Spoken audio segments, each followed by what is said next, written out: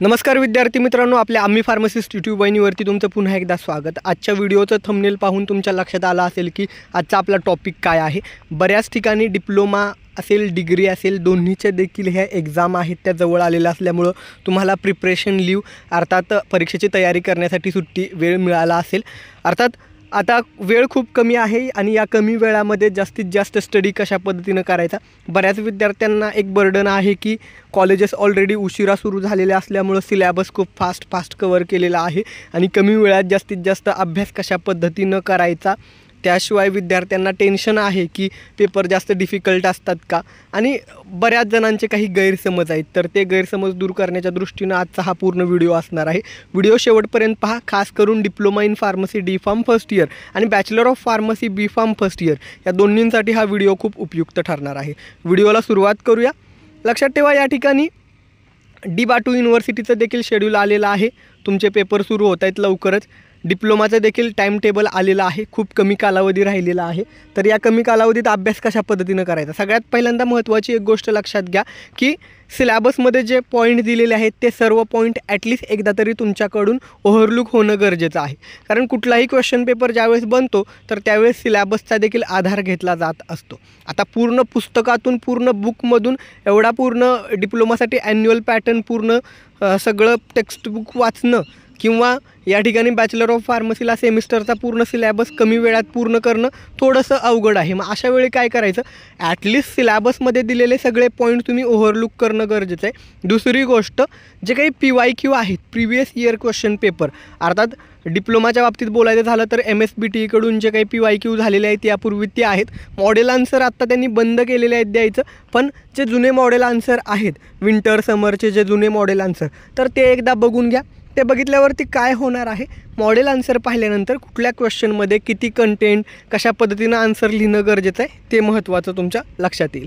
अर्थात अभ्यासाचं नियोजन कशा पद्धतीनं करायचं, तर आता लक्षात ठेवा तुमच्याजवळ वेळ खूप कमी आहे। जेवढे काही दिवस तुमच्याजवळ राहिलेले आहेत ते आणि तुमच्याकडे एकूण विषय सब्जेक्ट किती आहेत हे पहिल्यांदा पाहून घ्या।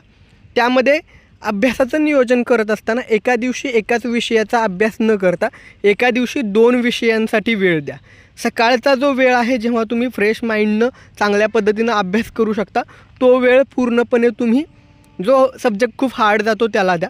आणि त्या विषयाचा अभ्यास करून झाल्यावरती जेव्हा बोर होईल, कंटाळा येईल, त्यावेळेस तुम्ही काय करायचं आहे, जो तुमच्या आवडीचा विषय आहे ॲटलिस्ट त्याचं 1-2 युनिट तुम्ही बघून घ्यायचं आहे। अर्थात आणखीन एक गोष्ट तुम्ही लक्षात घेणं गरजेचं आहे, ते म्हणजे तुम्हाला अभ्यासाची कुठली मेथड सुटेबल आहे। काही जणांना रीडिंग करून लक्षात राहतं, काही जणांना आन्सर्स लिहिल्याशिवाय लक्षात राहत नाही आहेत, काही जणांना लाऊडली वाचून, मोठ्यानं वाचून लक्षात राहतं, काही जणांना एखाद्याला एक्सप्लेन केल्यावरती लक्षात राहतं।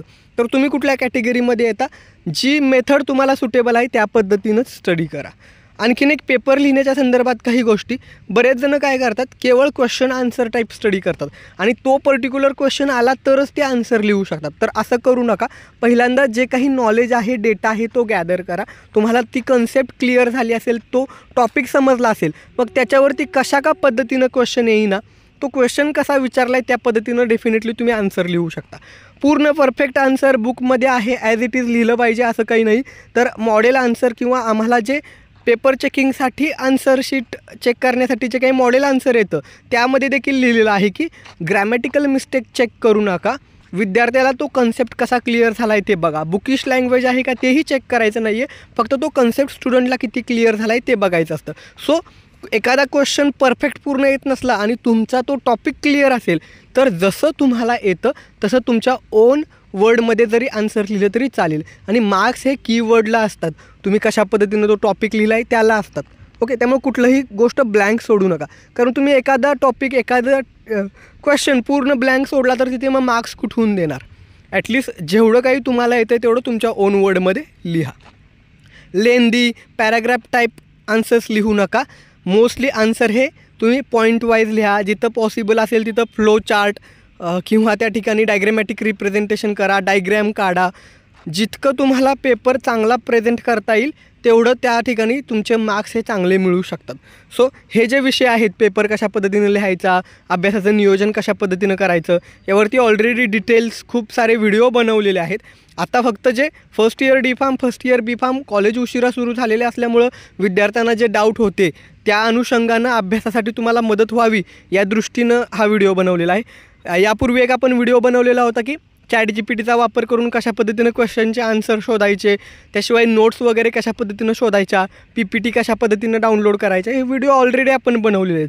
पण लक्षात ठेवा, अभ्यास हा जसा जसा टॉपिक होईल तसा त्यावेळी तो टॉपिक जर तुम्ही केलात तर लास्ट ऐन मोमेंटला एक्झामच्या वेळेस बर्डन येत नाही. आता वेळ कमी आहे, ठीक आहे, तुम्ही AI टूल्स असतील किंवा जे काही गोष्टी असतील त्यांचा यूज करा, पण पूर्ण त्याच्यावरती डिपेंड राहू नका. कारण मग काय होतं, आपण प्रत्येक वेळी ChatGPTला क्वेश्चन विचारतो, ते आन्सर तिकडून देतो.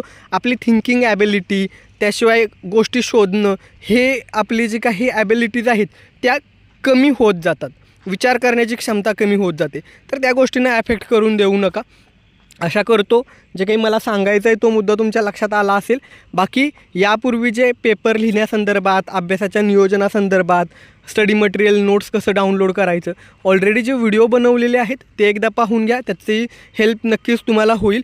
आणि जे काही आपले व्हिडिओ आहेत किंवा हे स्टडी रिगार्डिंग व्हिडिओ आहेत त्याची जी प्लेलिस्ट आहे किंवा व्हिडिओ आहेत ते तुमच्या कॉलेजच्या अनऑफिशियल ग्रुपवरती शेअर करा, जेणेकरून तुमच्या फ्रेंड्सना देखील या गोष्टीची हेल्प होईल. माहिती आवडल्यास व्हिडिओला लाईक करायला आणि सर्वांसोबत शेअर करायला विसरू नका. धन्यवाद. थँक्यू.